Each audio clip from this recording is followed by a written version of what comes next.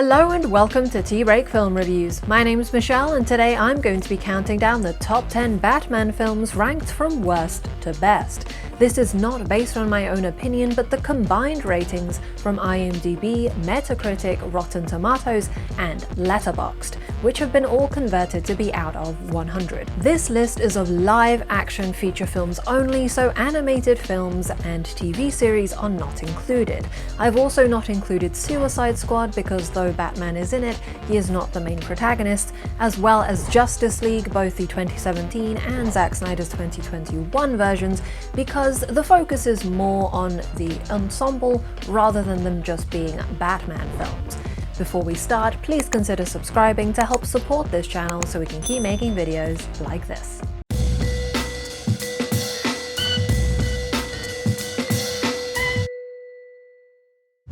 Number 10. Batman and Robin 1997. With a score that places it a whole 17 points before the next entry, Batman and Robin is definitely the least liked Batman film. Yet it owns this last place with style, with its colourful, camp and outlandish take on the character that is perhaps the most unique version of the hero that there is.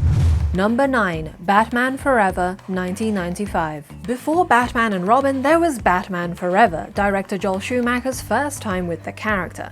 It takes less risks than its successor but still delivers with its neon-clad spectacle and bombastic villain, but with a slightly more serious Val Kilmer in the title role as opposed to George Clooney's Bat Out of Water. Number 8. Batman v Superman Dawn of Justice 2016. Fast forward a decade and we get Batman v Superman, which though took steps to adding realistic internal conflict to the character, ultimately defaulted to meaningless tropedom, barely scraping it into mostly light territory. Critic Travis Little described Ben Affleck's Batman as a cardboard cutout reading lines from a script. Oof. Number 7. Batman the Movie 1966. The first feature film portrayal of the Caped Crusader, Batman the Movie is very much a product of its time. It faithfully reproduces the comedic adventures of the beloved TV series that it was developed from and revels in its inherent silliness with some truly memorable lines. Number 6. Batman Returns 1992. The second of Tim Burton's adaptations of this character, Batman Returns delivers more of his signature style with plenty of dark and melancholic undertones. It explores the theme of identity and the power a disguise can give you through the eyes of three very different but equally whimsical characters.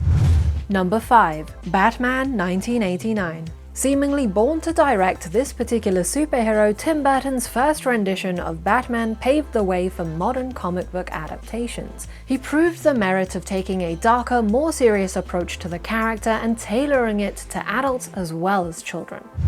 Number 4. Batman Begins 2005. The first Batman film from Christopher Nolan marked the start of a superhero trilogy to end all superhero trilogies.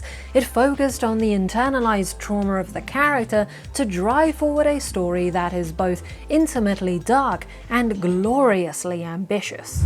Number 3. The Batman 2022. The latest adaptation of Batman has made an impressive swoop into the top 3, receiving overwhelmingly positive reviews since being released this year. Following in the footsteps of Bat-adjacent adaptation Joker, Matt Reeves' The Batman reconsiders the hero's humanity down to the finer details. He delivers an introverted Bruce Wayne who doesn't mind being in the shadows because he likes it there and is unconcerned about his appearance because he simply doesn't need to be. Reeves' Batman explores the theme of identity in a similar way as Burton's Batman and pairs a hero and a villain who aren't so dissimilar from each other when you really look at things. If you want to hear my full review, then feel free to check out the link above or in the description below. Number 2. The Dark Knight Rises 2012. Nolan ends his Batman trilogy with the most explosive and death-defying action yet. As is a Nolan staple, it's less about hearing the words that are being said and more about enjoying the sheer spectacle of it all. Christian Bale is the only actor to have reprised the role of Batman in 3 movies where he is the main character, with his impossibly strong, raspy-voiced rendition. though perhaps what allowed him to do so is the continued brilliance of the villains he was pitted against, making each game of bat and mouse exceedingly tense. Honorable mention. Although I haven't included animated films in the main portion of this list, I did want to mention a few because they have exceptionally high ratings. These are Batman Under the Red Hood from 2010 and Batman The Dark Knight Returns Part 1 from 2012. They have average ratings of 87 and 88.8 respectively, putting them above The Dark Knight Rises. Although animated adaptations of Batman are a whole other ballgame, if you are looking at venturing into that side of cinema, then maybe these two films are a good place to start. Number 1. The Dark Knight 2008. From the stunts to the score, this sequel smashes the lore of sequels to smithereens, proving itself to be the best Batman film so far. As I mentioned, the villains in this trilogy truly shape the action, inspiring Christian Bale's Batman to be the hero that he is. Nowhere is this more obvious than in The Dark Knight, where Heath Ledger's Joker haunts every corner of the film. The games he plays with Batman are truly terrifying and increasingly tense. Thank you for watching. Please like this video if you enjoyed it, subscribe and hit the bell icon if you want to see more videos, and comment with your thoughts on the topic. Which film is your personal favorite?